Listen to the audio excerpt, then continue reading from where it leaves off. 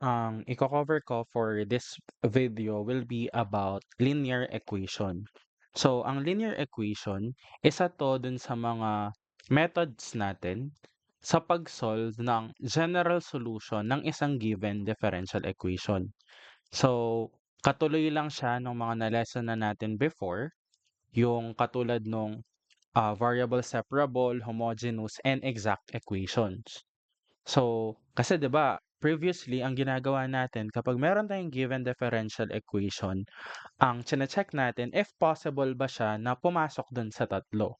Kung variable separable ba, mina-manipulate lang natin yung equation. Homogeneous if parehas yung degree per term. And yung exact, meron tayong test for exactness. Pero what if hindi siya pumasok dun sa tatlo? So, meron pa tayong other methods and isa pa 'to, yung linear equation. So, masasabi lang natin na linear yung equation kapag pwede natin siyang masulat sa ganitong form. So, dy over dx plus p of x multiplied by y is equal to q of x. Wherein ang p of x natin is a function of x. Same din dun sa q of x natin, function of x lang sila. So, kung titignan nyo, mapapansin nyo, ang p of x natin is nakamultiply sa y. Sa y lang, hindi pwedeng magkaroon ng exponent to or magkaroon pa ng ibang kasama. Hindi pwedeng y squared, hindi pwedeng 1 over y, hindi pwedeng sin y, hindi pwedeng ln of y, etc. As in, y lang to na nasa first degree. Kapag ganito, yung standard form ng linear equation, ang ibig sabihin nito, yung equation natin is linear in y. Linear in y. So, possible din na magkaroon tayo ng linear in x. Kapag linear in x naman, baligtad lang sila. Baligtad lang yung mga variables natin. So, linear in x, meron tayong dx over dy plus p of y, again, function of y naman to, multiplied by x na nasa first degree lang is equal to q of y.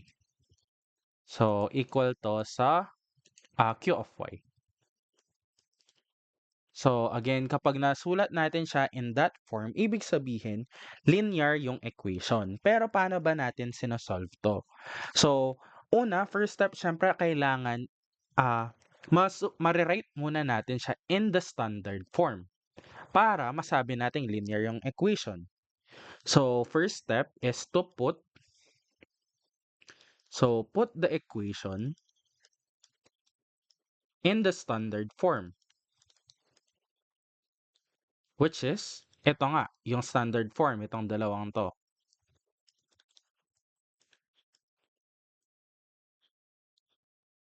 So then, after that, kailangan nating ma-solve yung integrating factor. So ano ba yung sinasabi ng ano ba yung ibig sabihin ng integrating factor natin dito? So kailangan daw nating ma-solve yung integrating factor.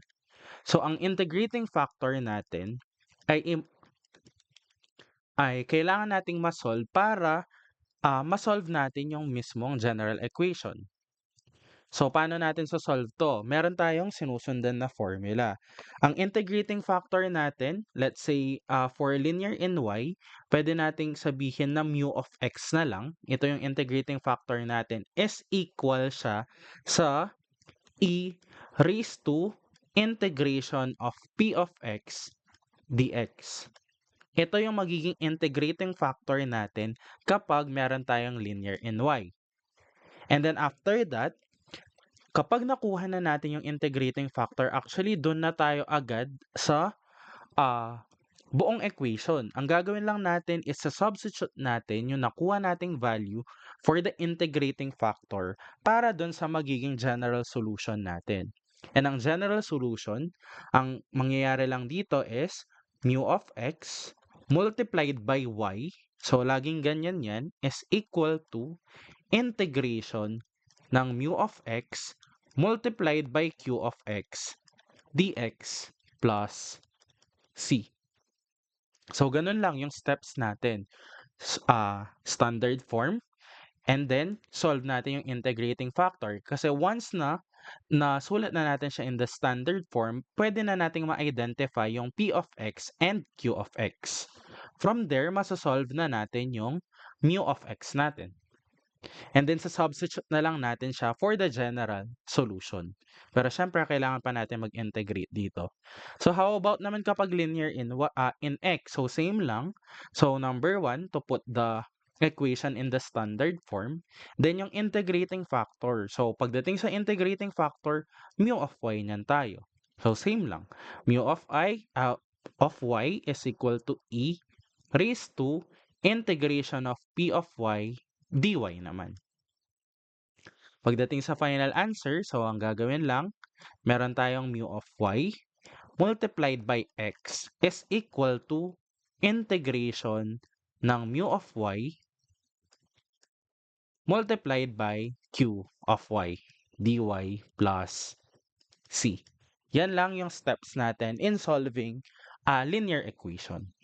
So, try nating mag-solve ng example. So, para mas magets natin yung steps na mga steps na to. So, example number 1.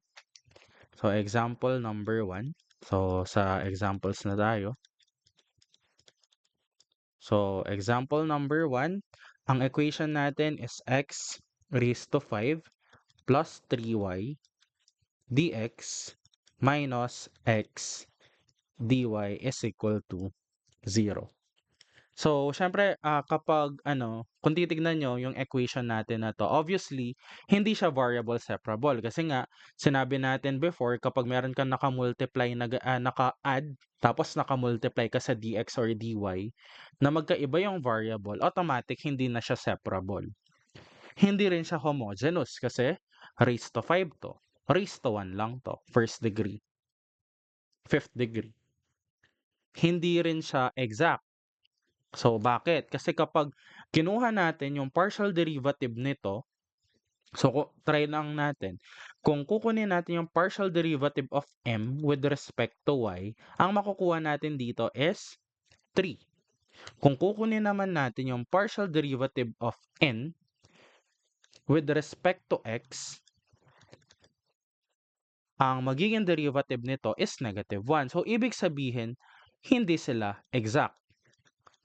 So, pero pwede natin siyang i-try if pwede ba natin siyang masulat in the standard form. Ang standard form natin, meron tayong dy over dx. So, ibig sabihin, dapat nagdi-divide tayo agad ng dx. Kasi kailangan natin makuha yung dx kung linear siya in y. Kasi possible din na linear in x. So, depende dun sa equation. Pero dito, parang ang clue nyo naman kasi if kung ano yung naka-separate or kung ano yung isang term lang, yun yung most likely na linear. So, for example, dito x dy, ito meron siyang naka-plus pa. So, most likely, ito yung pwede nating gawing linear in y. So, try natin. So, meron tayong equation x raised to 5 plus 3y dx minus x dy. So, kailangan natin masulat siya in this form. So, ang gagawin natin is to divide the whole equation by, kailangan natin matanggal to, x dx na muna. Kapag divide natin yung buong equation by x dx, ang matitira na lang dito sa part na to will be x raised to 5, magka-cancel lang yung dx. X raised to 5 plus 3y over x, kasi cancelled yung dx, minus, ito naman, dun sa second term natin, cancelled naman yung x. Matitira is dy over dx is equal to 0. Pero make sure lang na naka-positive to, kasi dun sa standard form natin is naka-positive siya. So, i-positive lang natin. Ang gagawin natin is multiply lang natin siya by negative 1. So, magpapalit lang para unahin lang natin to, dy over dx minus x raised to 5 plus 3y over x is equal to 0. So, pero properties ng similar fraction, di ba? Ang pwede natin gawin, pwede natin paghiwalay yan. Kung pinaghiwalay natin yan, ang mangyayari dy over dx, huwag niyong kakalimutan na i-distribute natin yung negative sign. Mangyayari dito is magiging minus x raised to 5 over x minus 3y over x is equal to 0. So kung titignan nyo, ito meron siyang y lang. Ito naman, purely in terms of x lang. Or x raised to 4 na kasi cancelled naman yung isa. Ang gawin niya natin next is transpose natin sa kabilang side yung x raised to 4. So matitira dito will be 3 over x multiplied by y is equal to x raised to 4. So kung titignan nyo, nasa standard form na tayo. Standard form kasi meron tayong dy over dx. Dun sa pangalawa naman, meron tayong y na nakamultiply sa function of x. And then dun sa right side ng equation, meron naman tayong x raised to 4. So, purely function of x. So, next niyan, kailangan natin ma-identify kung ano ba yung q of x natin and p of x. So, unahin na natin yung p of x. So, yung p of x natin is for the second term. Ingat lang kayo dito kasi madalas hindi nasasama yung negative sign.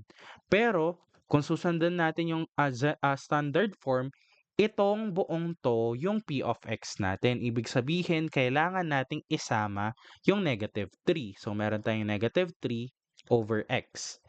Yan yung p of x natin. Kasi yan yung kasama nung y. Next, solve yung q of x naman, ang q of x natin is wala tayong problema dito. Yan yung nasa kabilang side ng equation, which is x raised to 4. So next step, kailangan lang natin ma-solve yung integrating factor na mu of x. Ang mu of x natin is just the e raised to integration ng p of x, which is negative 3 over x dx. So, pwede naman nating ilabas na muna yung negative 3. So, para hindi tayo nalilito, negative 3 integration ng dx over x. Ano ba yung integration ng dx over x? Ang integration niyan is just ln of x. So, matitira dito is negative 3 ln of x. Pero hindi pa to yung gagamitin natin kasi pwede pa natin siyang ma-simplify. So, gagamitin lang natin siya ng properties ng exponent. 'Di ba pag meron tayong e na naka-raise to ln, nagka-cancel out lang 'yan. Pero sa case na 'to hindi pa siya pwedeng mag-cancel out kasi meron pa tayong coefficient na nakamultiply. Ang gagawin niyan natin, properties ng logarithm. Itong coefficient na 'to, magiging siyang exponent nung nasa loob ng ln. So parang ang mangyayari, magiging tong e raised to ln of x raised to negative 3. Or, ang mangyayari niyan dito, pwede na nating i-cancel out yung pagkaka-exponential and ln niya. Ang matitira is x raised to negative 3 or 1 over x raised to 3. Ito na niyan yung magiging integrating factor natin na isa-substitute natin dun sa magiging general solution. So, 'di ba ang equation natin is mu of x multiplied by y equal to the integration ng mu of x, q of x dx plus c. Substitute lang natin kasi meron na din naman tayong mu of x and q of x.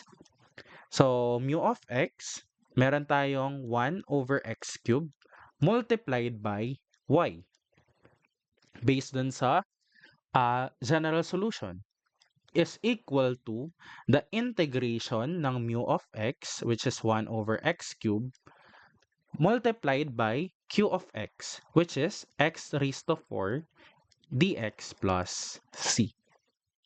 So next, ang mangyayari niyan, pwede natin siyang isulat as y over x cubed is equal to, cancelled lang to kasi x raised to 4 over x cubed. Magka-cancel lang yung tatlo, ang matitira na lang natin dyan is x dx plus c. So, integrate na lang natin. Direct integration lang naman. So, magiging tong x squared over 2 plus c. So, ito na yung general solution natin for this given differential equation. Pero syempre sa ibang book or ibang references, ang ginagawa is sinisimplify pa siya or tinatanggal lang yung pagkaka-fraction nila. So, ang gagawin niya natin dito is mumultiply lang natin by 2x cubed. So, kapag minultiply natin ng 2x cubed, ang matitira na lang dito sa first term, canceled yung x cubed. Matitira is 2. So, 2y is equal to, canceled naman yung 2, x raised to 5 plus 2 times c. Ang 2 times c natin is constant pa din. So, c x raised to 3. So, ito yung magiging final answer. Pero, syempre, okay na din naman 'to, acceptable na din naman siya. Pero if as much as possible, kapag puwede pa natin siyang ma-simplify or mas magmukhang simple lang yung equation natin, gawin natin. So, ayan yung magiging, general solution natin. So, proceed tayo dun sa next example. So, next example natin is number 2, ang example natin is y prime is equal to cosecant x plus y cotangent x. So, dito wala tayong problema actually kasi obvious na din naman kung saan siya linear. Kasi nga yun, dy over yung y prime, pwede naman natin siyang masulat in terms of dy over dx kaagad. So, meron tayong dy over dx. Kung titignan nyo, ito meron kang y cotangent x. So, kapag tinranspose natin siya sa kabila, ibig sabihin, linear in y na tayo kaagad kasi meron siyang first degree na y. And ang matitira natin sa kabila is cosecant x, which is, yun yung magiging q of x natin. So, transpose lang natin to. Mangyayari magiging siyang negative y cotangent x is equal to cosecant x. So, nasa standard form na kaagad tayo. So, identify lang yan natin kung ano yung value ng p of x and q of x. So, ang p of x natin is yung kasama ng y. Again, wag niyong kakalimutan yung negative sign. So, kasi ang kasama ng y natin dito is the negative and yung cotangent x. So, ibig sabihin, ang p of x natin will be negative cotangent x. And yung q of x, wala tayong problema dito kasi ang q of x natin is just the equation or yung function of x na nasa right side ng equation, which is cosecant x. So next, solve natin yung integrating factor na mu of x. So, equal lang to sa e raised to the integration ng p of x. Labas ko lang yung negative sign. Mangyayari dito, meron tayong cotangent x dx. So, ano ba yung integration ng cotangent x? Ang integration ng cotangent x, if babalikan nyo yung mga integration, direct integration ng mga trigonometric functions, ang integration ng cotangent x is ln of sin x. So, meron pa tayong negative dito. So, mangyayari dyan is negative ln of sin x. Pero syempre, again, hindi pa natin pwedeng ma-cancel yan kasi nga, meron pa tayong negative dito. Ang gagawin natin is kailangan itataas natin yan. So, yung sa loob natin is parang magiging na lang siyang sin x raised to negative 1 or pwede natin siyang isulat as, so, sulat lang natin siya as e raised to ln of 1 over sin x kasi raised to negative 1. So, ibaba lang natin para mag-positive yung exponent. So, dito niyan, pwede magka-cancel out na to. Ibig sabihin, ang integrating factor natin will be 1 over sin x or pwede din naman siyang ano na lang, cosecant x. Same lang naman to, di ba? So, depende. Depende kung saan tayo merong mas masisimplify pagdating dun sa solution natin. So, next. Ayan, meron na tayong q of x and mu of x. Pwede na nating i-solve yung general solution. So, apply lang natin yung formula. Rewrite ko lang ulit yung formula. So, mu of x multiplied by y is equal to integration ng mu of x, q of x, dx plus c. Huwag niyong kakalimutan yan. Ganyan lang naman. Parang 3 steps lang naman tayo. So, input lang yan natin sila. Meron tayong y. Cosecant na lang yung gamitin ko. Y multiplied by mu of x. Ang mu of x na nasolve natin is cosecant of x equal to the integration. Ang mu of x natin is cosecant of x multiplied by q of x, which is again cosecant of x din, dx plus c. So, kung sisimplify natin yan, ang mangyayari dito is magiging tong integration na ng cosecant squared x dx plus c. So, di ba meron na din namang direct integration yung cosecant squared x. Ang integration ng cosecant squared x, diretso na lang siya, will be negative cotangent x plus c. So, parang simplified form na din naman yung equation natin. So, okay na to as our final answer.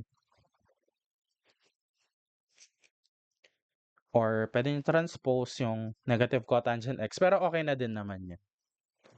Kasi parang one-liner na din naman yung equation natin.